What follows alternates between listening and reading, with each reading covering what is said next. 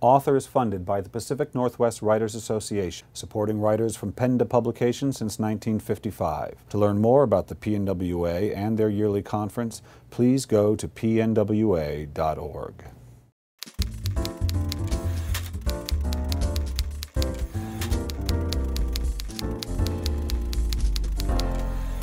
Hi, this is Bill Kenower of Author Magazine, and I'm here at the PNWA's Writers Cottage in Gilman Village in Issaquah, Washington, with Jennie Shortridge, author of Love, Water, Memory.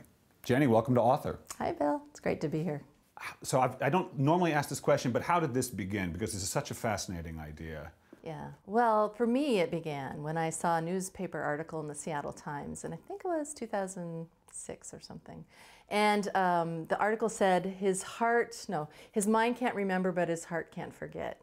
And it showed a couple sitting at a table, and this man had this rare form of amnesia and had gone missing. They'd found him through his picture being on TV in Denver, Colorado. He had been from Olympia, and he was found in Denver. And so his fiance went to get him and brought him home, and he remembered nothing, and they began again. And so that's where it began. Right. And you said, here's wow. what I said. I said, what the heck happens now? I mean, these people got back together, and I just couldn't imagine, what do you do? She was teaching him to cook. You know, he said, I didn't remember her name, but I remembered her heart. But isn't that interesting? Yeah. We remember feelings before facts, don't we? Right. And I think that, and to me, love is kind of that weird magical thing anyway. We don't really know what is all of that. Is that just synapses firing? Is that just hormones? Is that, who knows what that is? And so it fascinated me. And whenever something fascinates me and makes me ask questions, then I want to follow those questions. Right. And so when you start getting that feeling, that's the beginning of a story. That's pulling you along. Because for you writing, for every writer I know, it's discovery. Yes. And you know what? I'm going to spend a couple years with it, so I need to be really fascinated by it. You know, it's like, it's not a 3-hour read for me. It's like a couple of years for me that I'm going to be with it. So I wanted to change it around. I wanted to make it not quite their story. And I did a lot of research about other people who have had the same condition, which is called dissociative fugue. And it's a type of amnesia that is brought on by emotional trauma rather than a physical head trauma.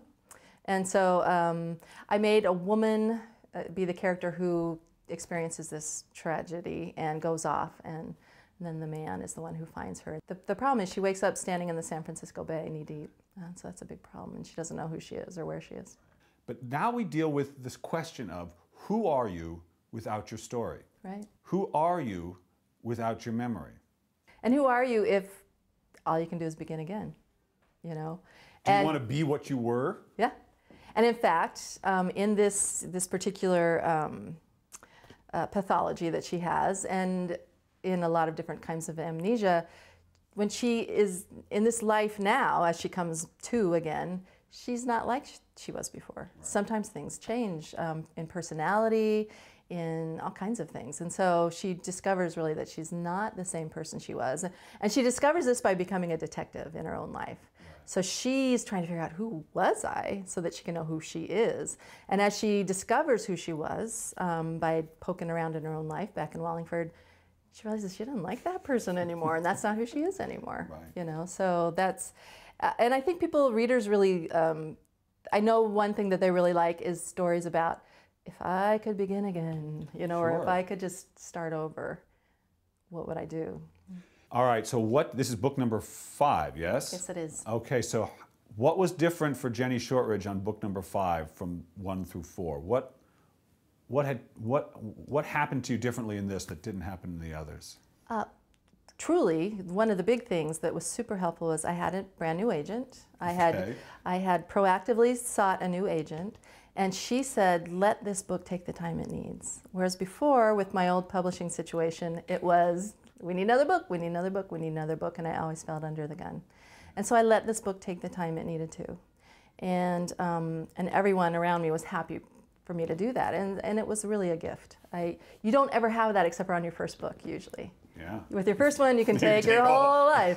It doesn't really matter. But then with all the subsequent ones, you find you're under pressure, whether you have a deadline or not, whether you have a contract or not, you're under some pressure.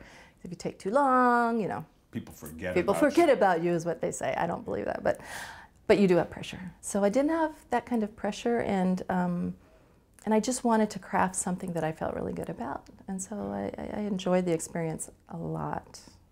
Do you think you're going to try and work that way for the next book also? Every book from here on out, I'm never going to That's do it. that to myself again, you know. Yeah. I learned a big lesson.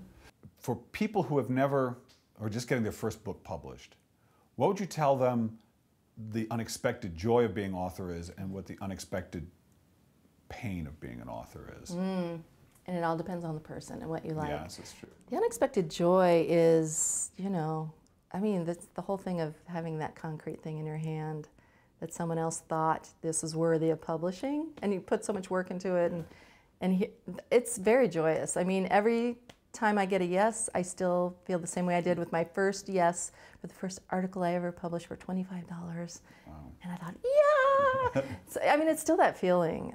It's just very joyous just to know that it's the external validation. I hate to even say that, but it really is. And then I treasure books so much, and always did, even as a kid. Just to have that tangible is really, really something. And I think that's one wonderful thing about the self-publishing movement, is that even if, you know, you can have that book in your hand, and I think that is so special and so important.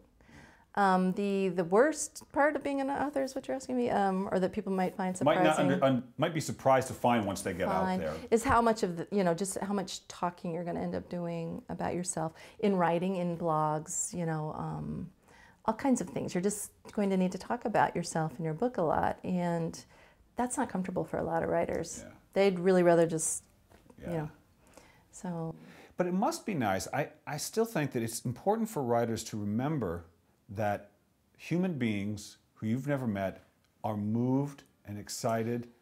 That's the other thing. That you actually, like, that's why you did it, yes. not just to make money and to get, but people are moved People just like you are. read you. That's the biggest surprise when you get your first book published. Yeah, people actually read it. You think, oh, so, and you they'll know it's tell just you. me writing that, right? They'll like tell you the story, and you're like, I don't know. But they have that kind of rapport, and they're like, they know the characters.